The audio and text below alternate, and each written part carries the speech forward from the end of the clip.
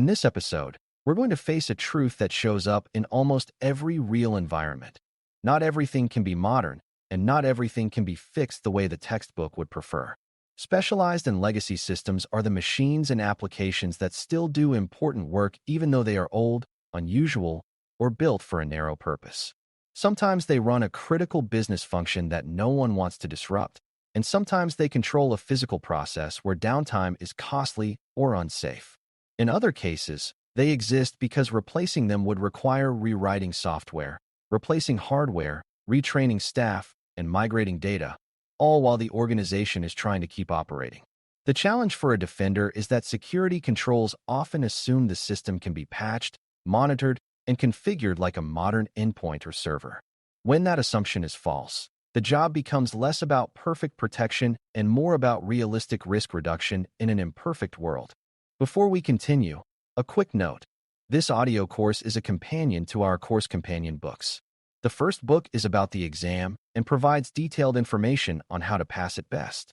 The second book is a Kindle-only ebook that contains 1,000 flashcards that can be used on your mobile device or Kindle. Check them both out at cyber.author.me in the Bare Metal Study Guide series.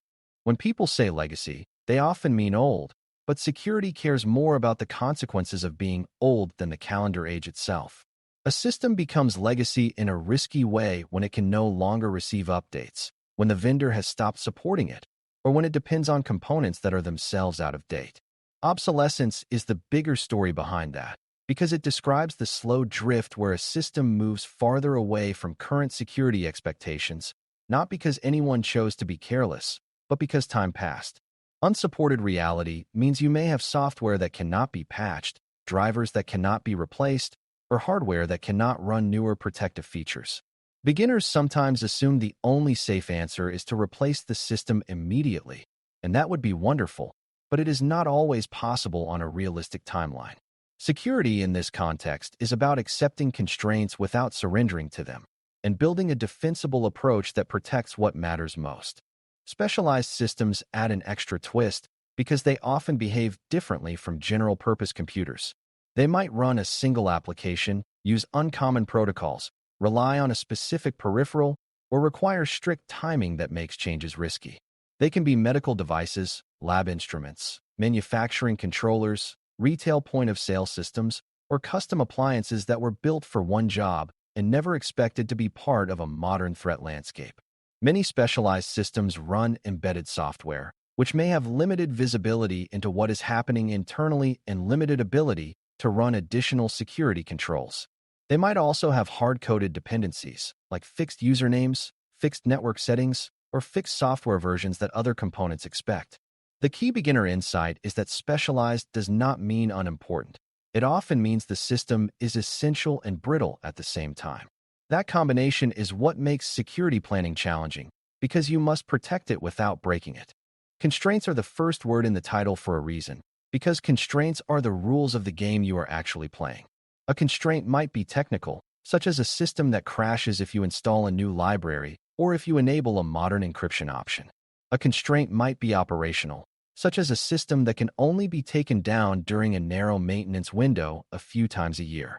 A constraint might be contractual, such as a warranty that is voided if you change the system in certain ways, or a support agreement that requires the vendor to perform updates. A constraint might even be human, like the fact that only one person in the organization truly understands how the system works, which makes changes risky. Beginners sometimes see constraints as excuses, but in security they are inputs to design, because ignoring them leads to plans that never happen. A good approach starts by documenting constraints clearly, because once you name them, you can work around them instead of pretending they do not exist. One of the biggest security risks with unsupported systems is unpatched vulnerabilities, but the deeper risk is predictability. When a system cannot be updated, attackers can study it over time, and any weakness discovered stays weak indefinitely. That turns certain vulnerabilities into permanent doors, especially if the system is exposed to networks where attackers can reach it. Even if the system is not internet-facing, an attacker who gains a foothold elsewhere can move toward it and exploit it knowing the weakness will still be there. This is why unsupported reality changes your priorities from patching to exposure reduction and containment. You are trying to make it difficult for attackers to reach the system, difficult for them to interact with it in dangerous ways, and difficult for them to use it as a bridge to more valuable assets. You are also trying to notice abnormal access quickly, because you cannot rely on updates to remove the weakness. The more permanent the vulnerability, the more important boundaries and monitoring become. A practical way to secure a fragile system is to reduce its reachable surface area, meaning you limit how many connections can reach it and what types of connections are allowed. That often starts with segmentation, where the system is placed in a restricted network zone that only allows communication with the specific systems it must talk to. It also involves removing unnecessary services, ports, and remote access paths, because each additional path is another way attackers can approach. Beginners sometimes think segmentation is only for large environments, but it is especially valuable for legacy systems because it compensates for the lack of patching. If you can't fix the lock, you can still put the door behind another locked door. This approach also supports safety because it reduces accidental access, not just malicious access, which can stabilize the system. When done thoughtfully, limiting access does not prevent the system from doing its job. It simply prevents the system from being available to everyone and everything by default. Strong access control is another major lever, because legacy systems often rely on weak authentication models, shared accounts, or outdated password practices. Even when the system itself cannot support modern authentication, you can often control how people and other systems reach it. For example, you might restrict administrative access to a small set of managed devices and require strong authentication at the access gateway, even if the legacy system only sees a simple login afterward. You might also restrict who can connect based on network location and device identity, creating a layered gate before the fragile system is touched. Beginners sometimes assume access control is only about keeping outsiders out, but in this context, it is also about reducing the chance that a normal user accidentally interacts with a sensitive legacy interface. It is also about accountability, because shared access makes it hard to investigate incidents and easy for attackers to hide. The goal is to make access rare, controlled, and auditable, even if the target system is old. Monitoring is where reality often collides with desire, because many specialized systems do not generate rich logs, and some cannot tolerate active scanning or intrusive agents. That does not mean you accept blindness. It means you shift where you observe. Network-level monitoring can be especially valuable here because it can reveal which systems talk to the legacy device, how often, and whether new patterns appear. You can also monitor the systems around it, such as the management workstation, the jump access path, or the server that feeds it data, because attacks often touch the ecosystem before they touch the fragile core. Another beginner misunderstanding is assuming monitoring must detect specific malware to be useful, when in these environments simple anomalies can be powerful signals. If a device that normally talks to 2 systems suddenly talks to 20, that matters even without knowing why. If an administrative session happens at an unusual time, that matters even if you cannot see every command. Observability is about building enough visibility to recognize change and investigate quickly. Compensating controls are the heart of securing unsupported systems, and they are not second-class controls, they are realistic controls. A compensating control is a safeguard that reduces risk when a direct fix is impossible, like when patching cannot happen or a security feature cannot be enabled. Examples at a high level include strict network boundaries, hardened access paths, strong authentication at the edge, allowlisting of allowed communications, and careful limitation of who can administer the system. Compensating controls also include operational practices, like requiring 2-person review for changes, maintaining a clear maintenance schedule, and keeping backups and recovery plans that match the system's constraints. Beginners sometimes worry that compensating controls are just a way to avoid modernizing, but they can actually be part of a transition plan. They keep the organization safer while replacement or modernization is planned and funded. The key is to choose compensating controls that address the most likely attack paths, not controls that look impressive but don't change real exposure. Another important part of this topic is dependency risk, because legacy systems rarely stand alone. They often depend on old databases, old operating system components, old file shares, or specific network services, and those dependencies can become the attack path. An attacker might not need to exploit the legacy application directly if they can exploit a connected system that trusts it.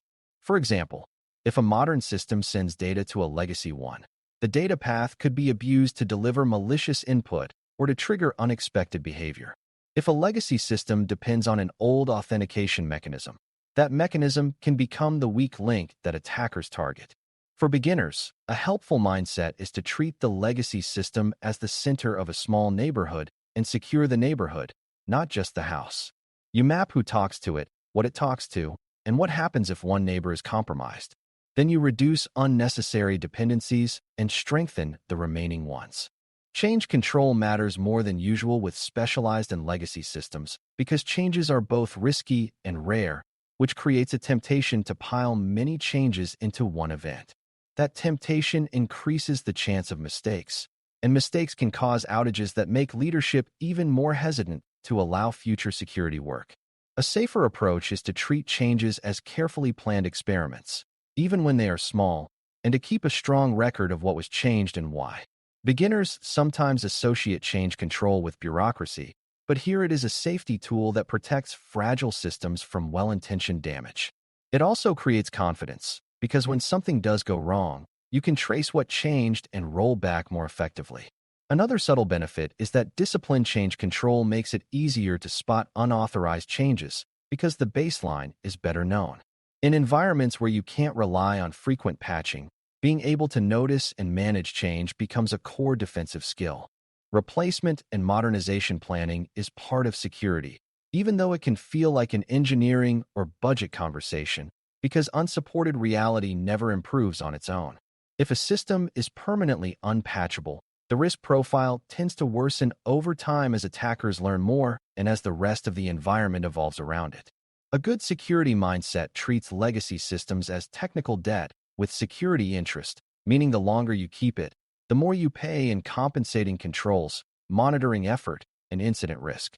Beginners should understand that modernization is not just buying new hardware. It often involves data migration, workflow redesign, testing, and training, which is why it takes time. That is also why organizations need a roadmap, even if replacement is years away. A roadmap clarifies what will be replaced, what can be isolated indefinitely, and what must be retired because the risk is too high. Security teams contribute by quantifying exposure, identifying critical dependencies, and helping define acceptable interim protections. Incident response for legacy and specialized systems also deserves careful thought because response actions that are normal elsewhere might be dangerous here. On a modern endpoint, you might isolate it, reimage it, or push an update quickly, but on a specialized system, those actions could disrupt operations, break calibrations, or require vendor involvement. That means response plans must be tailored to the system's reality, including who to call, what can be safely disconnected, and what evidence can be collected without harming the process. A beginner-friendly way to see this is that you must plan the emergency exits before the emergency, because improvising under pressure with fragile systems can cause more damage than the attacker did. Response planning also includes deciding what level of compromise requires hardware replacement, because some low-level compromises cannot be cleaned with confidence. In these environments, confidence matters as much as containment, because if you cannot trust the system, you cannot safely rely on it. A thoughtful response plan balances safety, business continuity, and evidence preservation. To bring everything together, it helps to hold a single guiding principle in your mind. When you cannot modernize the system, you modernize the protections around it. Constraints, obsolescence, and unsupported reality do not remove the need for security. They change where security effort is applied. You focus on reducing exposure through segmentation and restricted access paths, strengthening authentication and accountability at the edges, building monitoring that can detect meaningful anomalies, and managing dependencies so the fragile system is not surrounded by weak bridges. You also invest in disciplined change control and practical incident response plans that respect the operational role of the system.